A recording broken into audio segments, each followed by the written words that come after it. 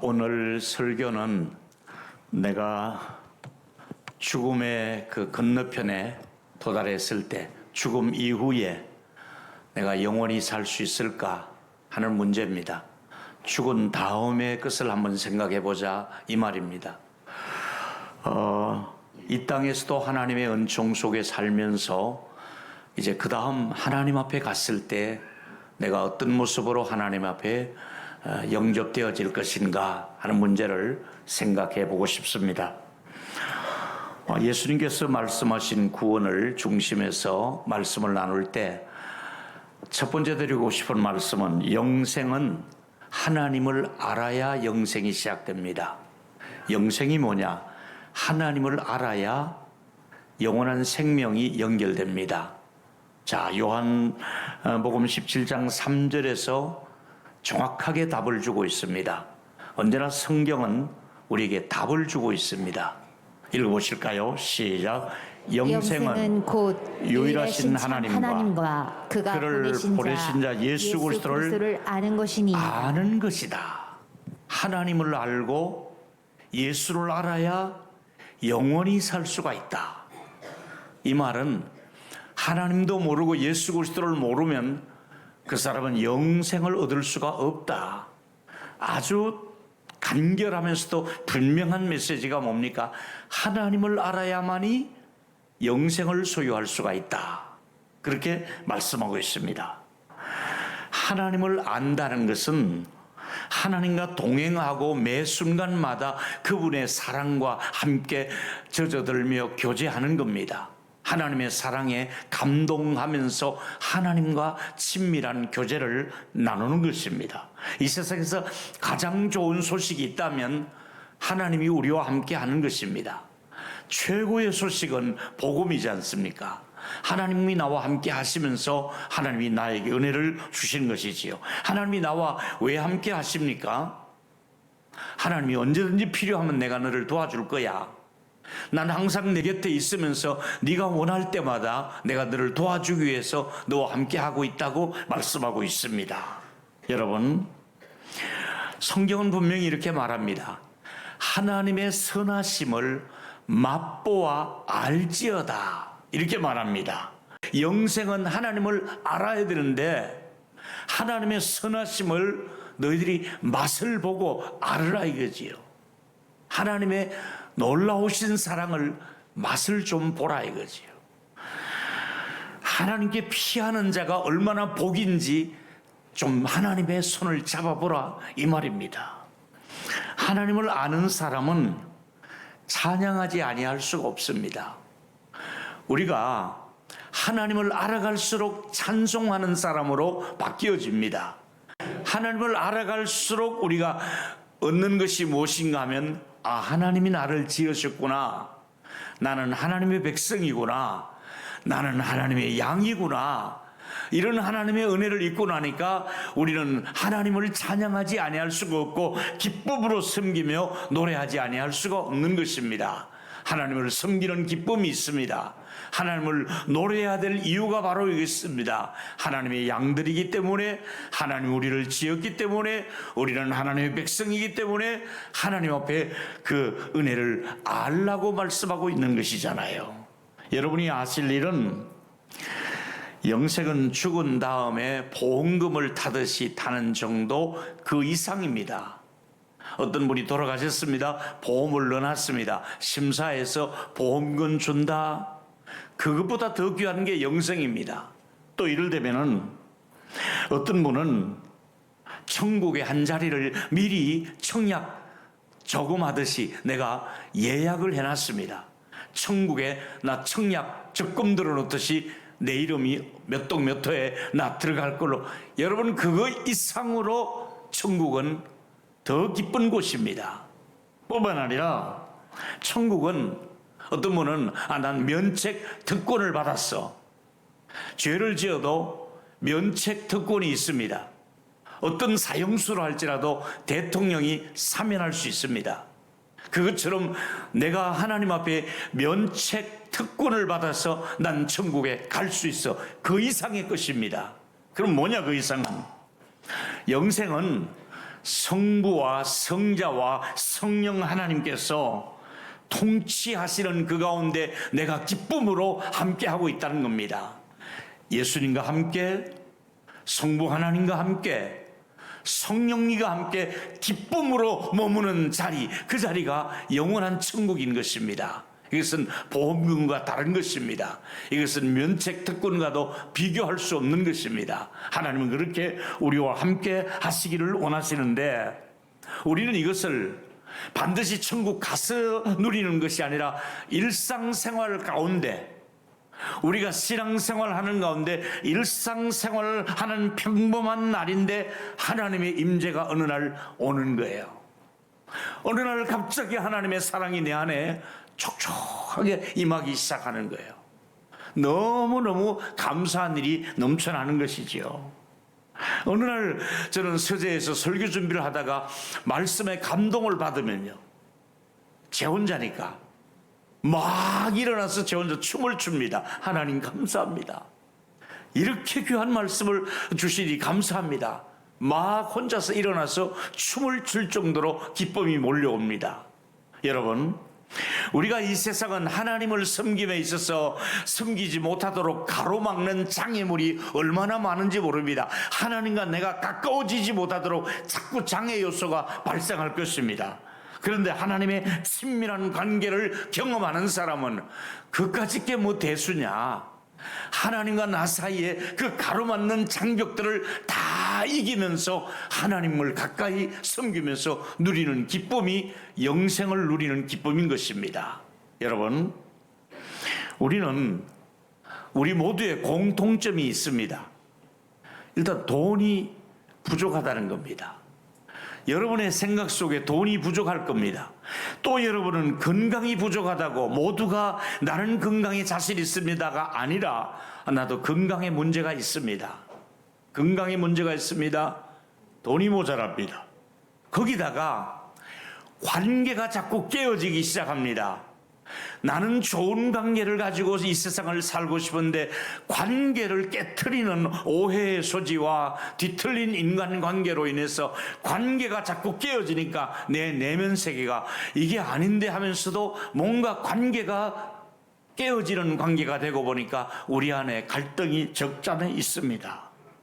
그러면서 때로는 내 안에 질투심이 일어나기도 하고 정욕이 일어나기도 하고, 또는 내 안에 중독된 어떤 중독성이 나를 그대로 가만두지 않고 계속해서 나를 그곳에 중독되도록 그렇게 끌고 가고 있습니다. 죄로, 한마디로 얼룩진 사람들이었습니다. 더 정확하게 말하면 우리는 망가진 사람들이었습니다. 근데 이런 우리가 물질도 모자라고 건강하지 못하고 관계는 좋지 않고 여러 가지 욕심에 이끌려 사는 우리들이 하나님의 은혜가 아니면 구원받을 수가 없다는 겁니다. 내 모습을 그대로 가지고 하나님께 비춰보니까 구원은 그냥 영생을 얻기에는 도무지 모자라는 사람들이고 부족합니다. 천국에 입구에도 갈 수가 없는 사람들입니다. 그런데 하나님께서는 우리 스스로 노력에 의해서 천국을 입국을 시켜주신 것이 아니라 하나님의 전적인 선물로 주신 것 중에 하나가 하나님을 알 수 있는 기회를 주신 거예요.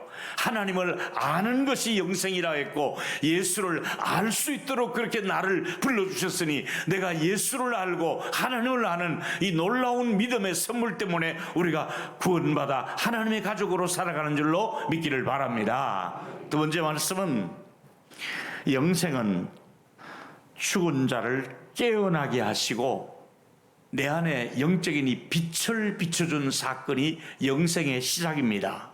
자, 에베소서 5장 6절에 의하면 이런 말씀이 있습니다. 읽습니다. 너희가 전에는 시작. 너희가 전에는 어둠이더니 이제는 주 안에서 어두움이더니 빛이라. 이제는 주 안에서 빛이라. 빛의 자녀들처럼 했습니다. 행하라. 여기서 너희가 전에는, 예수 믿기 전에는 어두운 사람들이었다. 우리 모두의 공통점은 다 어두움에 빠졌던 사람들입니다. 그런데 이제는 주 안에서 빛이라. 주님이 내 안에 영적인 빛을 주셨습니다. 생명의 빛을 주셨습니다. 어두움에서 앞을 알지 못하는 저희들에게 생명의 빛을 주시면서 영생의 소망을 주셨습니다. 그런데 중요한 것은 9절입니다. 빛에는 열매를 맺게 되어 있습니다. 빛 가운데 사는 사람은 예수 믿고 나면 이런 열매를 맺어야 됩니다. 세 가지지요. 모든 착함과 의로움과 진실함입니다. 예수 믿고 나면 첫 번째 일어나는 내 안에 내면의 변화가 뭡니까? 사람이 착해지기 시작합니다. 모두의 공통점은 딱 예수 믿고 나면 첫 번째 스스로 느끼고 가까이 있는 사람이 느끼는 게 사람이 참 착해졌어. 왜 그런가? 알고 보니까 예수 믿는 거야. 예수 믿는 사람의 공통점은 착한 거예요. 그리고 불의보다는 의로운 쪽, 그리고 진실함이 있는 거예요. 우리 동일교회 교우 여러분, 또 우리 중직자 여러분, 여러분 안에 이 착한 것이 묻어나서 여러분을 누가 건드리면 착한 성품으로 반응을 하고, 우리 모두 안에 내재되어 있었던 모든 것 중에 가장 많이 들어있는 것이 착하고 의롭고 진실한 이 빛의 열매를 여러분 안에 넘쳐나기를 열매 맺게 되기를 축원합니다. 우리 옆 사람에게 말씀해 주시면 좋겠습니다. 평소에 보니 참 착해서 좋아요. 시작. 평소에 보니 약간 안 착한 분도 있어요. 그만하면 착해요. 그런데 우리는 더 구체적으로 보니까 죄와 허물로 죽었던 우리를 살렸다고, 영생은 죽은 자를 살려주신 사건이에요. 본질상 진노의 자녀인 우리에게 하나님이 어떤 은혜를 주셨습니까?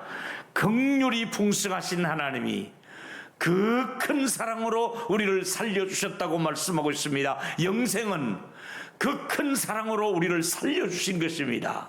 진노의 대상자인 우리에게 그 큰 사랑으로 긍휼에 의해서 우리를 살려주셔서 영생을 얻게 된 줄로 믿기를 바랍니다. 그 큰 사랑을 우리가 받은 거예요. 그 놀라운 사랑을, 측량할 수 없는 그 큰 사랑을 우리가 거저받은 거예요. 그래서 우리가 어떻게 되었습니까? 우리가 그 사랑을 받기 위해서 무엇을 해야 된다? 아닙니다. 무엇을 해야 돼야만이 구원받는 거 아닙니다. 여러분이 노력해서 결과적으로 구원받는 것이 아니라 전적인 자격이 없는 사람에게 선물을 주신 것입니다. 선물을 생각지도 않은데 구원의 선물을, 영원한 생명의 선물을 그 은혜로 우리에게 거저 주셨다고 말씀하고 있습니다. 인간은 굉장히 기술이 발달한, 지금 과학이 발달한 시대를 살고 있습니다. 근데 아무리 기술이 발달되고 과학이 발달돼도 기술과 과학으로 안 되는 게 있습니다. 뿐만 아니라 교육이 첨단의 최고의 전공자들이 많을 정도로 교육화된 시대를 살고 있습니다만은 교육으로도 안 되는 게 있습니다. 뿐만 아니라 돈을 아무리 많이 쌓아두어도, 수천억의 돈을 가지고 있다 할지라도 돈으로도 안 되는 게 있습니다. 죄사함을 받는 길은 돈이 아무리 많이 있어도 죄사함 돈으로 안 됩니다. 교육을 아무리 많이 전공을 했다 할지라도 교육 자체가 죄사함을 주는 것은 아닙니다. 뿐만 아니라 아무리 그 기술이 있다 할지라도, 과학이 있다 할지라도 어느 기술이, 어느 과학이 죄사함을 줄 수가 있습니까? 우리는 기술로도 교육으로도 돈으로도 해결되지 않는 것을 하나님의 은혜로 복음을 통해서, 예수 그리스도를 통해서 하나님을 알아갈 수 있도록, 예수를 알아서 죄와 허물로 죽었던 우리를 그 큰 사랑으로, 그 큰 긍휼로 우리를 구원해 주셔서 하나님의 자녀가 된 것을 믿기를 바랍니다. 조금 더 나가면 복음은 그저 우리에게 주시면서 너희들도 이 복음을 그저 주라고 말씀하고 있습니다. 여러분, 우리 9월 총회 이후로 우리 교단에 샬롬이라고 하는, 우리 모두에게 평안이 있을지어다. 이제 우리가 이 코로나 중에서도 이 어렵게 힘들게 살아가는 우리에게 가장 필요한 것이 너에게 평안이 있을지어다. 이게 샬롬입니다.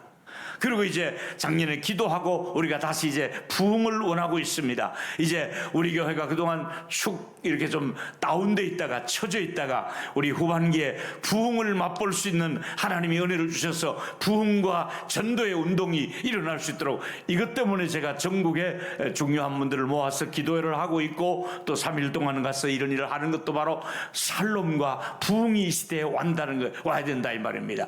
우리 교회와 우리 여러분의 가정에 샬롬과 부흥이 있기를 예수 이름으로 축원합니다. 이게 복음을 통해서 가능한 얘기지요.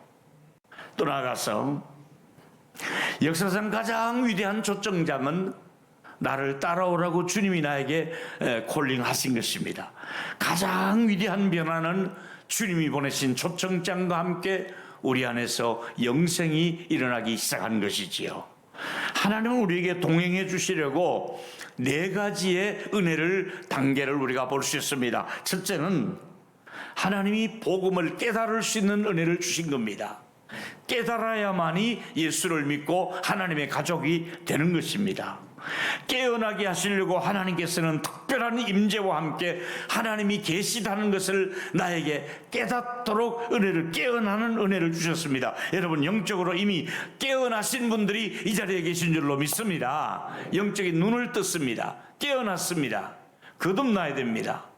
깨어난 사람들입니다, 여러분들은. 근데 그 깨어난 사람들에게 두 번째 단계는 정화를 시킵니다.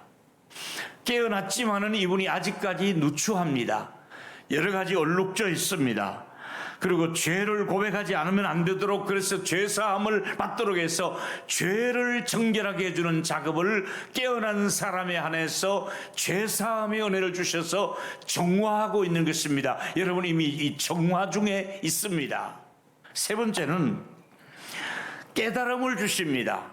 이제는 믿지 않는 사람과 우리의 생각이 달라집니다. 깨달음이 왔기 때문에 그렇습니다. 깨달음은 다르게 보는 것이고 다르게 생각하는 것입니다. 믿지 않는 사람과 우리와 사이는 가치관이 다르고 생각하는 것이 다르고 우리 기준이 다릅니다. 우리는 벌써 대화를 해보면 알잖아요. 우리의 생각은 믿지 않는 사람과 다릅니다. 깨달았기 때문에 그렇습니다. 깨닫고 나니까 생각이 달라지는 것입니다. 깨닫고 나니까 우리의 생각과 생활이 달라지는 것입니다. 여러분, 이미 깨닫기 시작했고 깨달음을 받았고 깨워졌고 정화되기 시작했습니다. 쓸모없는 나를 이렇게 하나님이 불러주시다니, 나를 새롭게 해주시다니, 내 안에 빛이 들어왔고 희망이 들어왔고 기쁨이 들어와서 주님과 이제 사명을 감당하는 제자의 길을 가고 있는 것입니다. 안수 집사님, 권사님, 목회자, 장로는 사명 때문에 주신 직분이고 사명을 감당하라고 그 직분을 주신 것이 결코 명예직이 아닙니다. 깨달았습니까? 정화되어 가고 있습니까? 이제 우리는 사명을 감당하는 깨달음을 가지고 살아가야 되는 것입니다. 깨어났기 때문에. 마지막으로 연합의 단계입니다. 그리스도와 연합하지 않으면 아무리 정화를 유지한다 할지라도 그리스도와 더불어 같이 하자면 내가 정화될 수가 없습니다. 하나님께서 우리를 어루만져 주시면서 절대로 내 힘으로서는 안 된다, 네 노력으로서는 안 된다, 나를 떠나서 너희가 아무것도 할 수 없다, 그리스도와의 연합을 요한복음 15장 5절에 말씀하고 있습니다. 예수 떠나서는 안 됩니다. 연합해야 됩니다. 예수에게 붙어있는 가지가 돼야 됩니다. 제가 자주 인용하는 C.S. 루이스의 글을 한번 소개하겠습니다.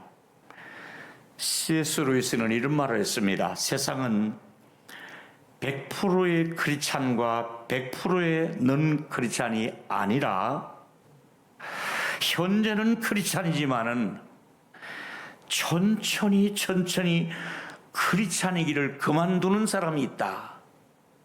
지금 크리스찬인데 가면 갈수록 기독교인의 모습이 사라진다 이거죠. 반대로 지금은 크리스찬이 아니지만은 시간이 가면 갈수록 아직은 크리스찬이라고 부르고 있지만은 천천히 그리스도인이 되어가는 사람이 있습니다. 여러분, 둘 중에 하나입니다. 지금 크리스찬으로서 끝까지 크리스찬다운 삶을 살 것이냐, 아니면 지금은 크리스찬인 줄로 알고 알았는데 가면 갈수록 그리스도인이 아닌 거예요. 식어가는 거예요. 안 믿는 사람처럼 되는 거예요. 근데 반대로 또 지금은 저 사람이 크리스찬이 아닌데 시간이 갈수록 그리스도인이 되면서 아주 멋진 그리스도인이 되어가는 것입니다. 저는 여러분에게 축복하고 싶습니다. 지금도 크리스찬이고 앞으로도 크리스찬이고 주님 오실 때까지 그리스도인다운 삶을 살아갈 수 있는 저와 여러분이 되기를 축원합니다. 그러면 세 번째, 이제 내가 구원받았는지를 어떻게 더 알 수 있습니까? 나의 구원이 궁금합니다. 진단 키트가 있습니다. 요즘 진단해 보겠습니다. 나의 구원을 진단해 보면 세 가지로 진단할 수 있습니다. 나는 예수를 구주로 고백하고 있는가? 예수는 나의 주인이십니다. 생명이십니다.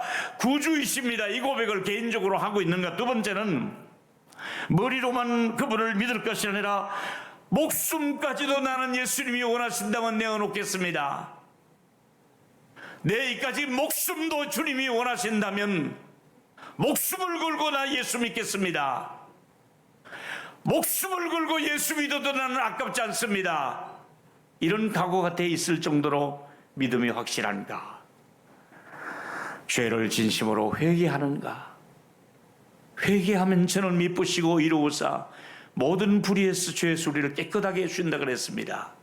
여러분, 이 세 가지, 예수는 나의 주가 되시고 나는 예수님을 위해서라면 목숨도 내어놓을 수 있겠으며 날마다 회개함으로 하나님의 영원한 생명의 가족이라는 이 긍지를 가지고 살 수 있는 저와 여러분이 되기를 바랍니다. 어떤 분들은 오늘 내가 생각해 보면 한 90%는 80에서 90%는 영생을 얻을 것 같은데 어느 날 내가 좀 게으르고 타락하고 잘못되어서 50%로 40%로 30%로 요새 28% 떨어졌다는데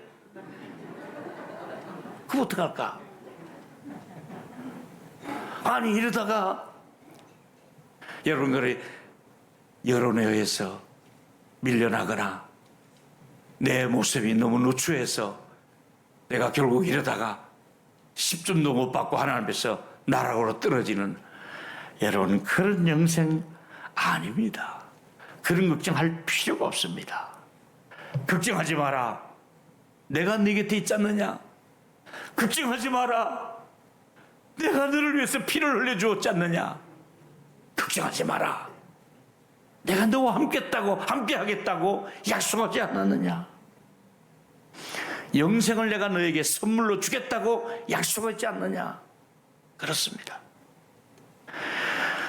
천국은 다 가고 싶어 합니다. 누구나 가고 싶은 것이 천국입니다.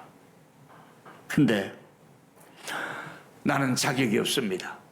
그래서 내 대신 진노를 예수님이 받으시고 형벌을 예수님이 받으시고 내가 받을 모든 저주를 예수님이 받으시면서 내가 너를 대신해서 형벌을 받아줄게. 네가 받을 저주를 내가 받았으니 너는 천국으로 오라. 이겁니다. 이게 복음입니다. 결론입니다. 우리에게는 영원한 천국에 기다리고 있습니다. 자, 옆 사람에게 말씀해 주십시오. 영생을 얻으신 분입니다. 시작. 아니, 또 사망에서 생명으로 옮겼습니다. 시작. 사망에서 생명으로 옮겼습니다. 우리의 이 본질을 잊지 마시기를 축원합니다.